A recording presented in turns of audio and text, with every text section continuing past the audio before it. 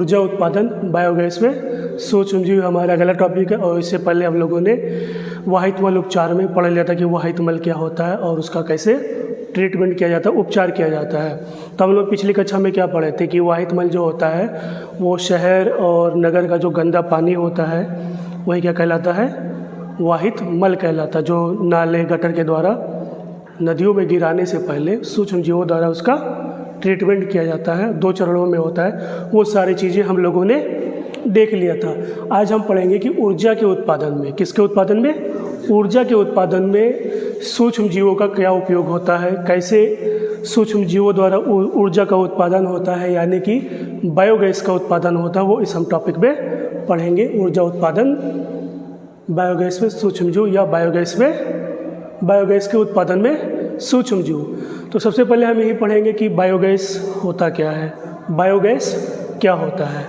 तो बायोगैस जो होता है ये गैसों का मिश्रण होता है। बायोगैस क्या होता है, गैसों का मिश्रण होता है, जिसमें मुख्य गैस होती है मीथेन गैस, साथ ही साथ कार्बन डाइऑक्साइड और हाइड्रोजन गैस भी पाई जाती है। तो हम यहाँ लिख सकते हैं कि बायोगैस गैसों का मिश्रण है।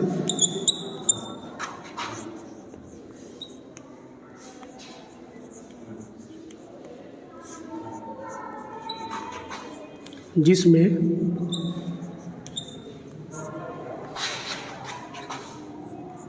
मीथेन, CH4,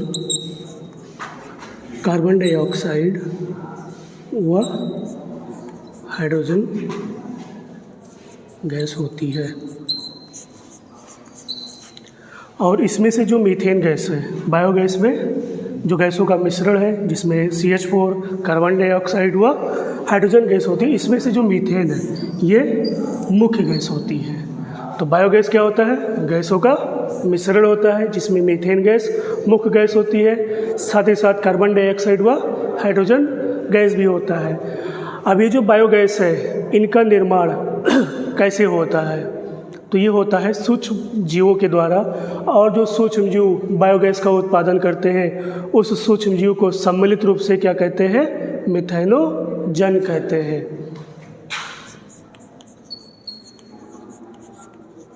मिथेनोजन ऐसे सूक्ष्म जीव जो मीथेन गैस या बायोगैस का उत्पादन करते हैं उस गैस को क्या, उस जीवाणु को सम्मिलित रूप से क्या कहते हैं, मिथेनोजन कहते हैं। इसमें ढेर सारे जीवाणु होते हैं, जीवाणुओं का समूह होता है और ये मीथेन गैस बायोगैस का उत्पादन करती है, इस वजह से इनको मिथेनोजन कहा जाता है। इनमें जो मुख्य जीवाणु होता है या मेन जो जीवाणु होता है उसको कहते हैं मिथाइनोबैक्टीरियम। मिथाइनोबैक्टीरियम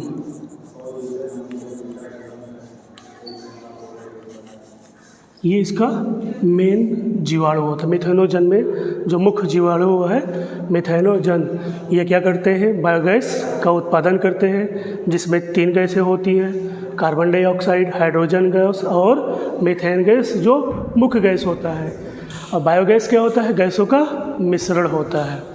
तो अब बायोगैस जो है, बायोगैस का निर्माण सूक्ष्म जीवों के द्वारा होता है जिनको मिथेनोजन कहते हैं। मिथेनोजन में जो मुख्य गैस होता है, अब मुख्य जो जीवाणु होता है वो मिथेनोबैक्टीरियम होता है।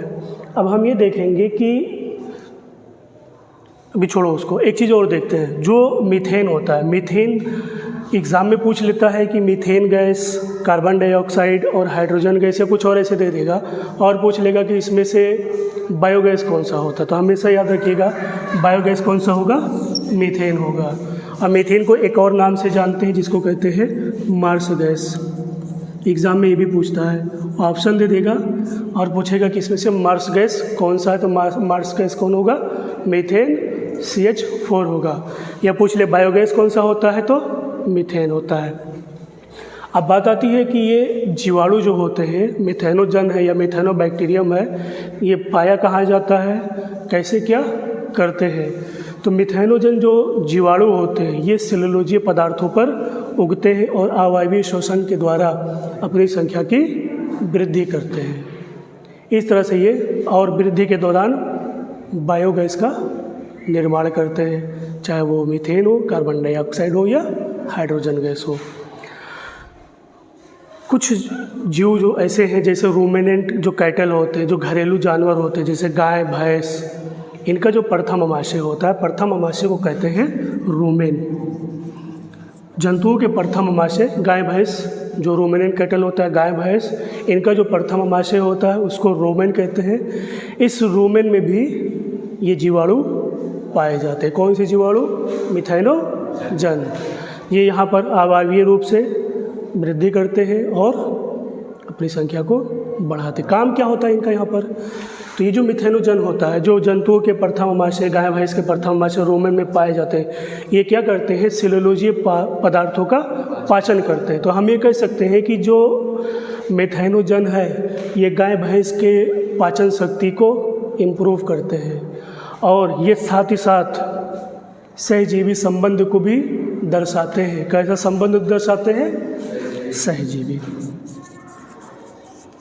सहजीवी का मतलब होता है साथ साथ रहना। ये जंतु के अमाशय प्रथम अमाशय रूमेन में रहते हैं, तो इनको रहने के लिए यहाँ पर क्या मिल रही है? जगह मिल रही है। बदले में ये क्या कर रहे हैं? सेलुलोजीय पदार्थों का पाचन कर रहे हैं। तो ये सेलुलोज का पाचन कर रहे हैं, तो यहाँ से जानवर को भी फ़ायदा हो रहा है और रहने के लिए इनको भी जगह मिल रही है, तो एक दूसरे को फ़ायदा हो रहा है। और इस प्रकार के संबंध को क्या कहेंगे? सहजीवी संबंध कहते हैं। तो अब टॉपिक पे आते हैं। तो बायोगैस क्या होता है? गैसों का मिश्रण होता है जिसमें मीथेन मुख्य गैस होती है, साथ ही साथ हाइड्रोजन व कार्बन डाइऑक्साइड गैस भी होती है। बायोगैस जो होता है इनका निर्माण कैसे होता है? तो मिथेनोबैक्टीरियम व मिथेनोजन जीवाणु द्वारा होता है। जीवाणु का समूह होता है जिनको मिथेनोबैक्टीरियम कहते हैं। और इस मुख्य गैस जो होता है, मुख्य जीवाणु जो होता है वो मिथेनोबैक्टीरियम होता है। अब ये जो मिथेनोजन है ये कहाँ पाए जाते हैं? ये कीचड़ में भी पाए जाते हैं, ठीक है। साथ ही साथ जो रूमिनेंट कैटल होते हैं जैसे गाय भैंस, उनके प्रथम अमाशय में भी पाए जाते हैं। सेलुलोजी पदार्थों पर उगते हैं, अपनी वृद्धि करते हैं और अपनी संख्या को बढ़ाते हैं। आपने देखा होगा कि जो गाय भैंस होती है वो क्या खाती है? पत्ती खाती है। गाय भैंस क्या खाएगी? पत्ती खाएगी और चारा खाएगी और क्या खाएगी? बताओ यादव जी। भैंस वैसे तो क्या खाती है वो? घास खाती है और क्या खाती है? भूसा। देखा जाए तो वो प्लांट खाती है, मतलब सारी चीज़ें प्लांट से ही आती है। अब प्लांट जो होता है उसकी जो कोशिका भित्ति होती है किससे मिलकर बनी होती है? सेलुलोज की बनी होती है। तो ये सेलुलोज जो होता है जब ये ढेर सारे खा लेंगे, खाते जाते हैं, बाद में पागुर करते हैं, तो जब ढेर सारा सेलुलोजी पदार्थ खाएंगे तो अंदर जाएगा। तो ये जो जीवाणु होते हैं मिथेनोजन, ये उस सेलुलोज पदार्थ का पाचन करते हैं, उनको तोड़ते हैं, उनका अवशोषण करेंगे, तोड़ेंगे। तो इनका यही काम होता है मिथेनोजन का, कि जो जंतु होता है जो खाते पीते हैं सेलुलोजी पदार्थ, उनका पाचन करते हैं और फिर अवायवीय रूप से वृद्धि करेंगे और क्या करेंगे? बायोगैस का निर्माण करेंगे। तो कैसे होता होगा? मिथेनोजन जो होता है ये जब जानवरों के अंदर जहाँ रहते हैं, जिसको प्रथम अमाशय कहते हैं, रूमेन कहते हैं प्रथम अमाशय को, वहाँ पर वृद्धि करेंगे, सेलुलोजी पदार्थ का पाचन करेंगे। और जो नहीं डाइजेस्ट होता, जो अपचा भोजन होता है, वो फीकल मैटर के द्वारा, फीकल मैटर से मल द्वारा बाहर कर्दम के रूप में निकल आता है, जिसको हम गोबर कहते हैं। अब उस गोबर में मिथेनोजन की भारी मात्रा होती है, प्रचुर मात्रा में पाए जाते हैं। और ये क्या करते हैं? फिर इन्हीं गोबर का लेकर हम बायोगैस संयंत्र बनाकर उसका प्रयोग करते हैं। ज़रा एक बात बताओ, क्या हमारे अंदर सेलुलोज पदार्थ का पाचन हो पाएगा?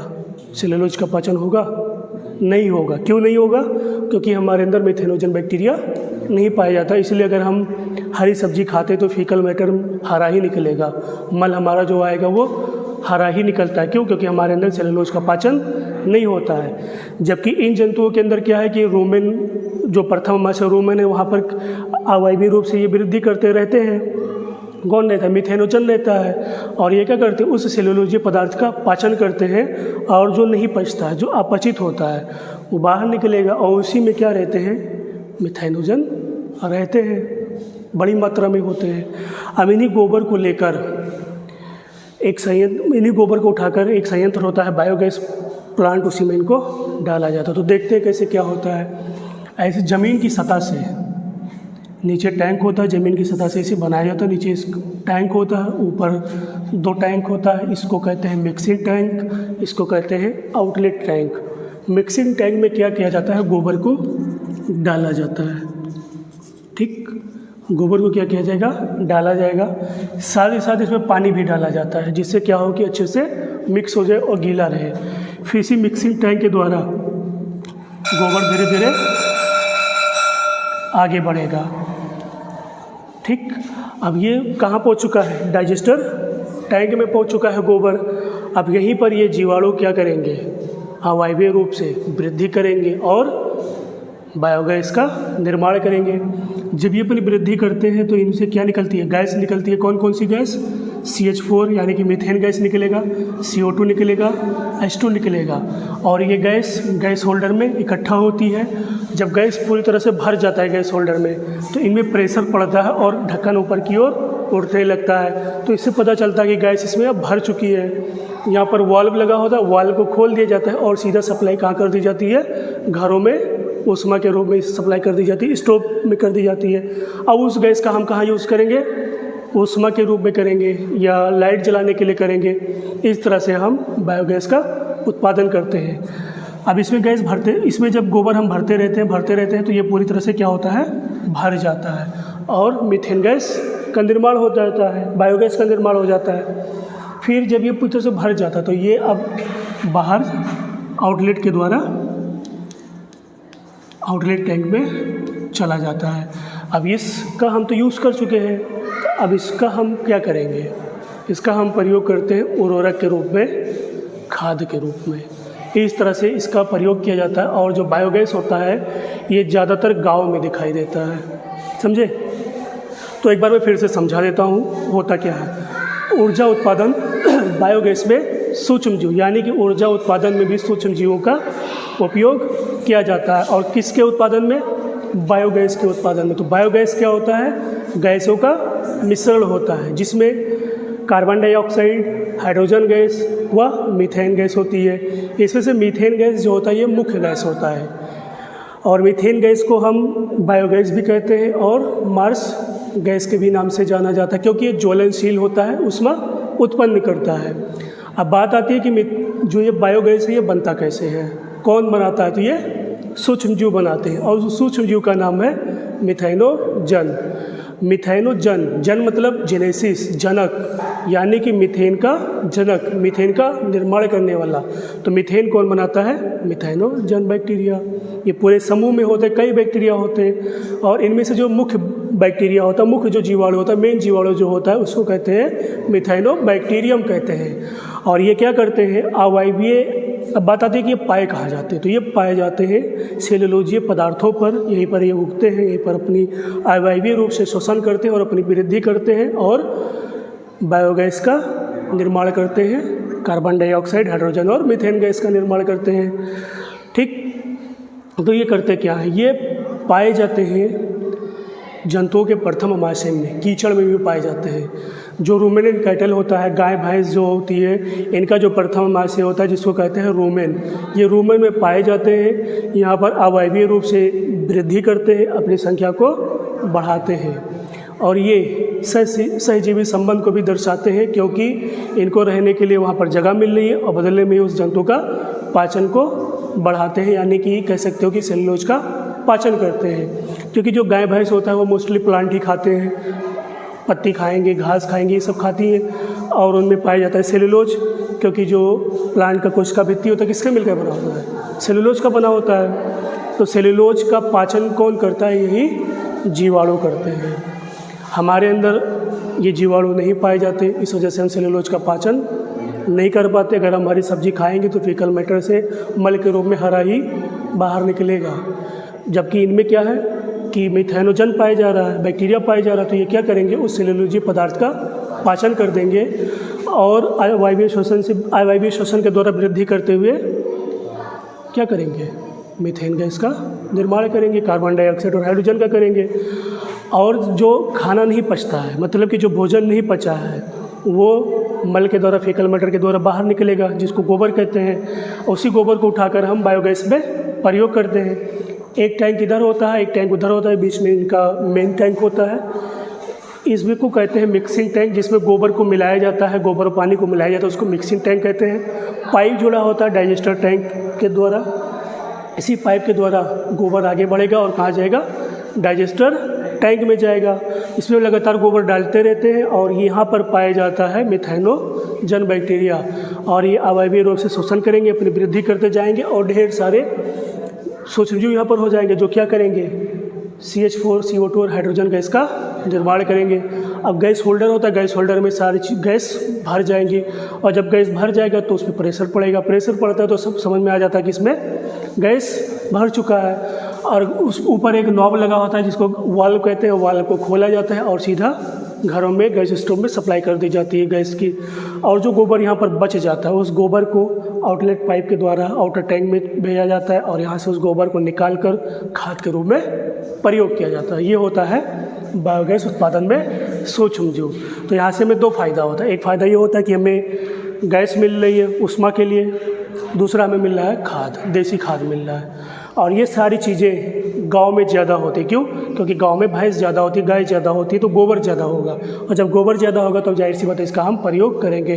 साथ ही साथ भारतीय सरकार इसको बनाने के लिए अच्छी खासी सब्सिडी भी देती है कि आप इसको बनाएं और यूज़ करें।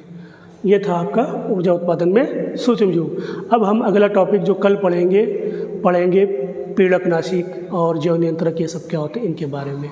ठीक, 20 मिनट हो गया।